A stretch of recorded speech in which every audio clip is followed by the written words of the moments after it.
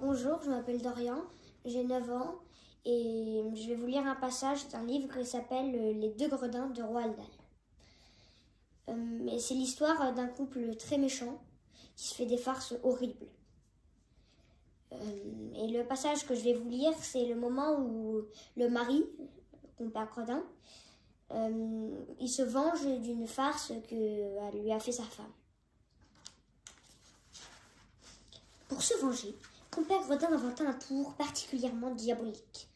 Une nuit, alors que son épouse dormait, il se glissa hors de la chambre, prit la canne de la vieille et courut dans la remise. Là, il colla au bout de la canne une petite rondelle de bois pas plus épaisse qu'une pièce de 1 franc.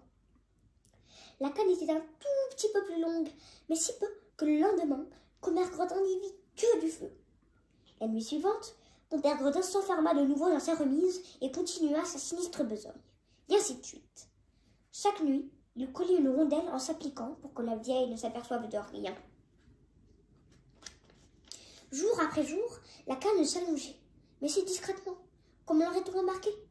Vous, par exemple, vous grandissez chaque jour, mais si lentement qu'en une semaine vous ne vous en rendez pas compte. C'était ce qui se passait avec la canne.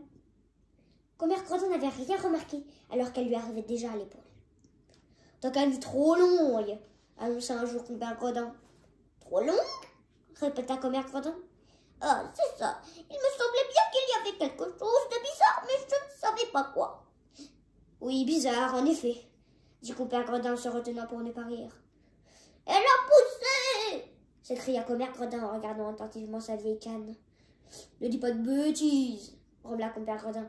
« Une canne ne pousse pas comme un arbuste, elle est en bois mort. Tu as déjà vu du bois mort pousser. »« Alors, qu'est-il arrivé, par tous les diables ?» vociféra compère Gredin. « Ce n'est pas ta canne qui est bizarre, c'est toi, » ricana compère Gredin. « Tu rapetisses, je l'avais remarqué depuis quelque temps. »« Je ne te crois pas !» cria compère Gredin. « Tu te ratatines, ma vieille, » affirma compère Gredin. « Impossible !»« Aussi, tu te ratatines, et joliment, » continua compère Gredin. « Tu as rétréci d'au moins 30 cm ces derniers jours. »« Jamais !» glapit-elle. « Regarde donc ta canne, vieille bique, et tu verras bien que tu as rapetissé. Tu as attrapé la ratatinette, l'épouvantable ratatinette. » Compère Gredin tremblait tellement qu'elle s'écroula sur sa chaise. Dès que son épouse fut assise, compère Gredin la montra du doigt en hurlant. « Tiens la preuve, tu l'as installée sur ta bonne vieille chaise.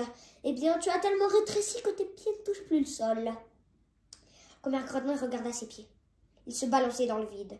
Son vieux gredin d'époux avait raison. Compère Gredin, voyez-vous, avait refait le coup de la canne truquée. Chaque nuit, dans sa remise, il avait collé une rondelle au pied de la chaise pour l'allonger. « Tu vois bien que tes jambes pendouillent !» s'exclama-t-il triomphalement. Compère Gredin blêmit de frayeur. « Tu as attrapé la ratatinette !» brailla compère Gredin en la désignant toujours de son doigt menaçant. « Et une belle, le plus terrifiant cas de ratatinette que j'ai jamais vu. » De grosses gouttes de sueur perlaient sur le front de la vieille. Mais compère Gredin, se rappelant les spaghettis grouillants de verre, n'éprouvait aucune pitié à son endroit.